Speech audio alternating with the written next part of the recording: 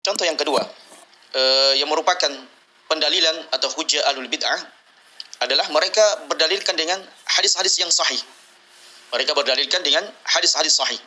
Sehingga jemaah rahmat Allah Subhanahu wa taala, apabila ahlul bid'ah ini mengaku berdalilkan hadis sahih dan memang benar-benar hadis yang mereka sebutkan, hujjah yang mereka sebutkan, dalil yang mereka sebutkan merupakan dalil yang sahih untuk melegalkan amalan bid'ah mereka, maka otomatis kaidah yang pertama itu tidak berlaku untuk membantah mereka. Karena mereka berdalilkan dengan hadis sahih. Di mana kaidah yang pertama yang kita sebutkan tadi, bahwasanya sebuah amalan yang dilakukan maka harus ada dalilnya dari Nabi SAW. Maka kemudian mereka mengatakan, hujah mereka yang kedua adalah ini hadisnya sahih, dalilnya sahih. Silakan merujuk kepada Sahih Bukhari maupun Sahih Muslim. Maka kaidah yang kita sebutkan yang pertama maka tidak berlaku untuk membantah atau membungkam hujah-hujah mereka. Namun ketahuilah jemaah rahmat Allah Subhanahu wa taala, ternyata dalil yang mereka sebutkan untuk melegalkan amalan bid'ah mereka tidak sebagaimana mestinya. Jadi dalam pendalilan mereka melakukan manipulasi pendalilan. Apa maksudnya jemaah rahmat Allah Subhanahu wa taala? Bahwasanya amalan yang mereka lakukan hanya sekedar mengikut-ikutkan dalil yang mereka sebutkan. Jadi bukan dalil secara spesifikasi yang menunjukkan bahwasanya amalan mereka benar-benar ini di atas dalil yang sahih, yang sahih dan sahih. Namun dalil yang mereka sebutkan hanya sekedar wasfun, ziyadah, ya, sebagai tambahan bahwasanya ini loh amalan yang saya lakukan, ada syariatnya dari Allah Subhanahu wa taala atau ada dalilnya dari Nabi alaihi wasallam. Yaitu yang mereka lakukan adalah wasfun, menyelipkan amalannya dengan dalil-dalil yang sahih. Maka ini disebutkan dengan manipulasi dalil. Ya, dalilnya apa, amalannya apa.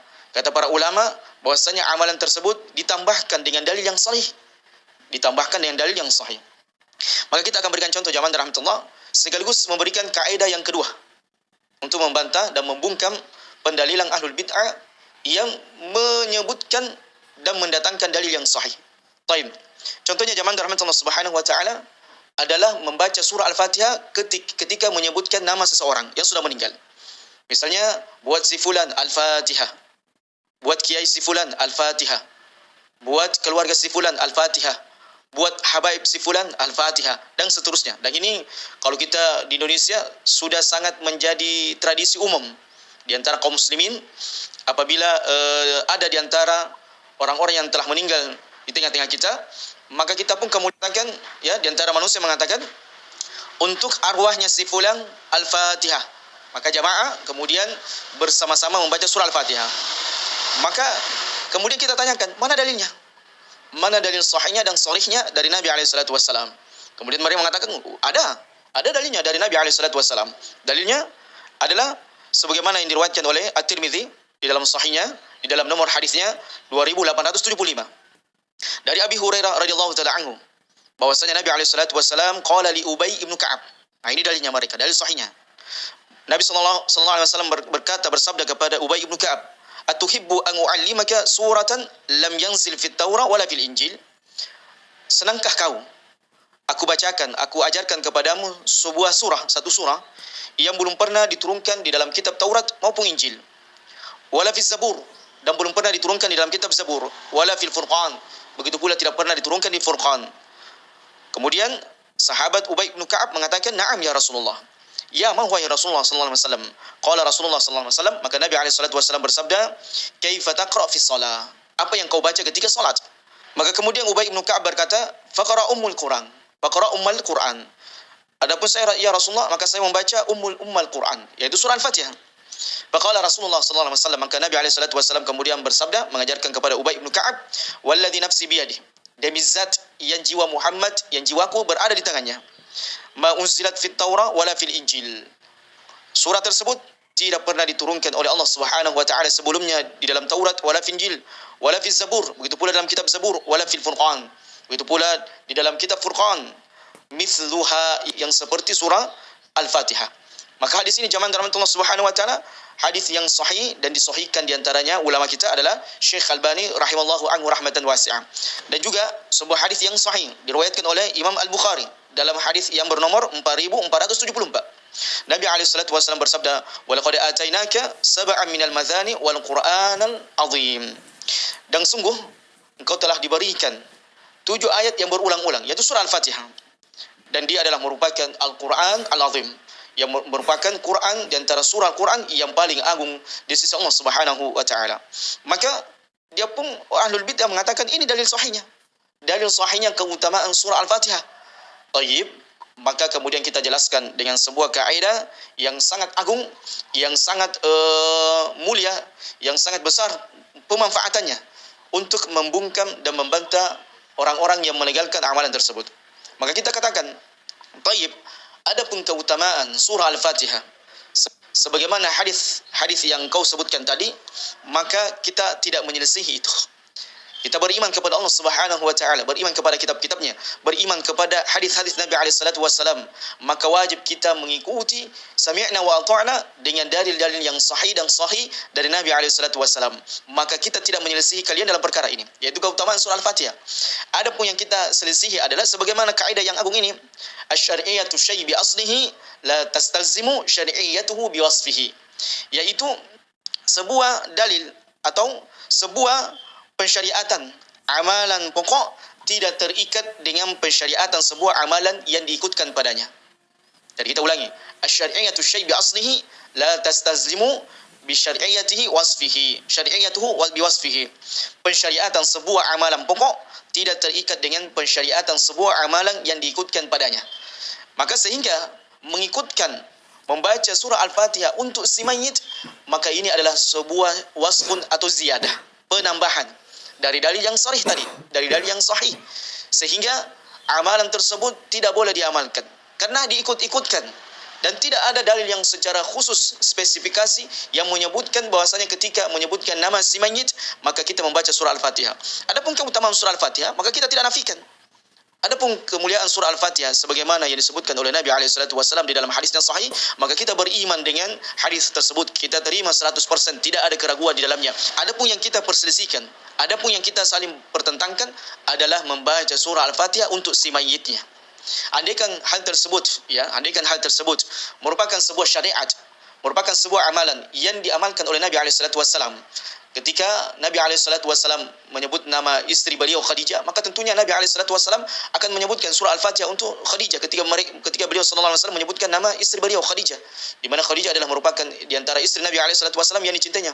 Atau ketika Nabi alaihi wasallam menyebut nama anaknya yang telah meninggal ketika beliau sallallahu alaihi wasallam masih hidup, ya, anaknya di antara anaknya yang meninggal sementara beliau masih hidup, maka tentunya Nabi alaihi wasallam akan membacakan surah Al-Fatihah untuk mereka. Begitu pula dengan pamannya Hamzah yang terbunuh, yang mati syahid di jalan Allah Subhanahu wa taala, maka tentunya Nabi alaihi wasallam akan menyebutkan hal tersebut, seperti hal tersebut.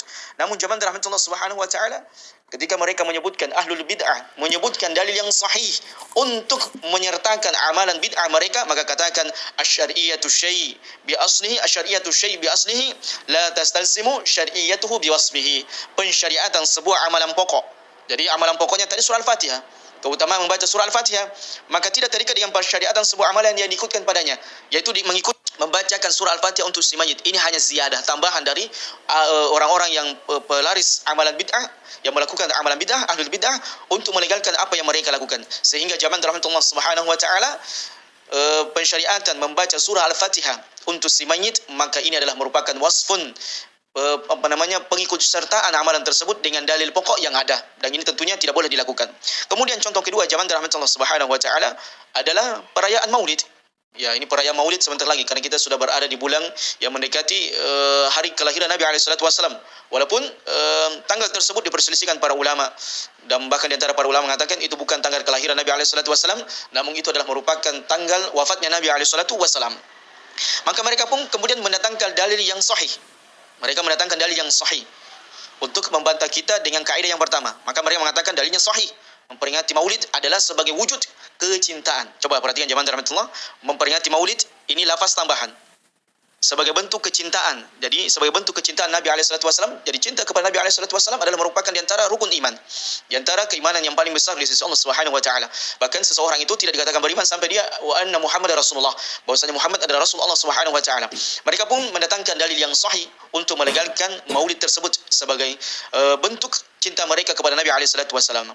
Dari hadis Anas ibnu Malik radhiyallahu taala anhu, Nabi SAW bersabda, la yu'minu ahadukum hatta akuna ahabbu ilai min walidihi wa walidihi wa nas ajma'in. Nabi SAW bersabda, la yu'minu ahadukum, tidak pernah akan beriman, dikatakan seseorang itu beriman, salah seorang di antara kalian, hatta akuna ahabbu ilai, sampai saya dia cintai dari anaknya, orang tuanya, dan semua manusia. Ini dalam perkara cinta kepada manusia. Adapun perkara cinta yang paling tinggi adalah cinta kepada Allah Subhanahu wa taala, kemudian cinta kepada Nabi alaihi salatu wasallam. Sehingga Nabi alaihi salatu wasallam menjelaskan kepada umatnya, tidak dikatakan seseorang itu beriman kepada Allah Subhanahu wa taala sampai dia mencintai Nabi alaihi salatu wasallam melebihi cintanya kepada kepada anaknya atau orang tuanya dan seluruh umat manusia. Dan begitu pula sebuah hadis yang disebutkan bahwasanya ja'a rajulun ila Nabi sallallahu alaihi wasallam. Ada seseorang datang kepada Nabi alaihi salatu wasallam. Faqala mata sa'a. Maka Arabi ini mengatakan, mata sa'a ya Rasulullah, kapan datangnya hari kiamat wahai Rasulullah sallallahu alaihi wasallam? Maka Nabi alaihi salatu wasallam menoleh kepada orang itu kemudian bersabda, ma'adataha, apa yang telah engkau siapkan untuk hari kiamat tersebut? Maka orang ini kemudian berkata, ma'adatu laha min kathirin salah wala saum wala sadaqah. Ya Rasulullah, sesungguhnya saya tidak mempersiapkan banyak-banyak untuk hari kiamat tersebut. Tidak salat, tidak puasa, dan tidak sedekah. Walakinni uhibbullaha wa rasulahu. Akan tetapi yang saya persiapkan untuk hari kiamat tersebut tiada lain tiada bukan cintaanku kepada Allah dan Rasulnya. Maka Nabi SAW bersabda, anta ma'aman ahbabta, engkau akan dibangkitkan bersama dengan orang yang engkau cintai. Subhanallah, Masya Allah, jamaah rahmatullah.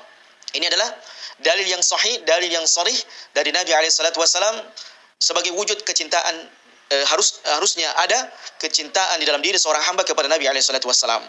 Maka ahlul bidah kemudian mendalilkan, inilah dalilnya dalil kita. Inilah dalil yang sahih dari Nabi SAW akan harusnya ada kecintaan kepada Nabi SAW. Harus mencintai Nabi SAW. Dan sebagai wujud cinta kepada Nabi SAW adalah dengan maulid. Merayakan hari ulang tahun beliau sallallahu alaihi wasallam. Merayakan hari ulang tahun beliau sallallahu alaihi wasallam. Maka kemudian kita bantah dengan kaidah yang tersebut, kaidah yang agung ini. Asy-syar'iyyatu syai' bi aslihi la tastalzimu syar'iyyatuhu bi wasfihi. Bahwasanya pensyariatan sebuah amalan pokok tidak terikat dengan pensyariatan sebuah amalan yang diikutkan padanya. Maka adapun dalil yang engkau sebutkan wahai ahlul bid'ah, bertobatlah engkau, adalah merupakan dalil pokok. Ya, dalil pokok kewajiban mencintai Nabi SAW, keharusan mencintai Nabi SAW. Adapun mewujudkan cinta Nabi SAW dengan maulid, ini adalah wasfun, tambahan, menyisipkan amalan tersebut dengan dalil-dalil pokok, dan ini tidak boleh dilakukan. Jamaah dirahmati Allah Subhanahu wa taala. Sehingga jamaah dirahmati Allah Subhanahu wa taala, ini adalah merupakan dua kaidah yang sangat agung untuk membantah ahlul bid'ah, yaitu ahlul bid'ah umumnya hanya menggunakan dua dalil, dalil yang sahih dan kemudian dalil yang tidak sahih. Adapun kalau mereka berdalilkan dengan dalil yang tidak sahih, maka kaidah yang pertama tadi untuk membantah mereka, untuk membungkam mereka.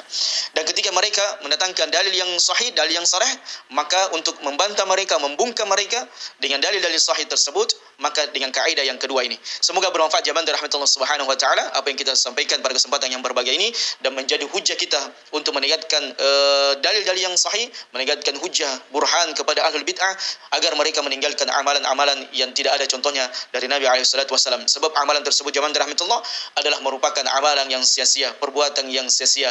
Allah Subhanahu wa taala berfirman, "Ala unabbiukum bil akhsarina a'mala." Maukah saya sampaikan kepada kalian orang-orang yang rugi amalannya, beramal banyak namun dia rugi.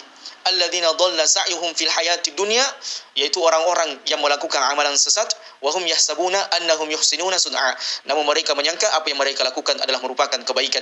Ini adalah merupakan di antara keadaannya orang pelaku bid'ah yang melakukan amalan yang dia sangka ini adalah merupakan kebaikan, padahal dia adalah orang-orang yang melakukan sebuah kesesatan. Ya Allah Subhanahu wa taala, hadza wallahu a'lam bissawab. Subhanakallahumma wa bihamdika asyhadu an la ilaha illa anta astaghfiruka wa atubu ilaik wa akhiru da'wana alhamdulillahi rabbil alamin. Wassalamu alaikum warahmatullahi wabarakatuh.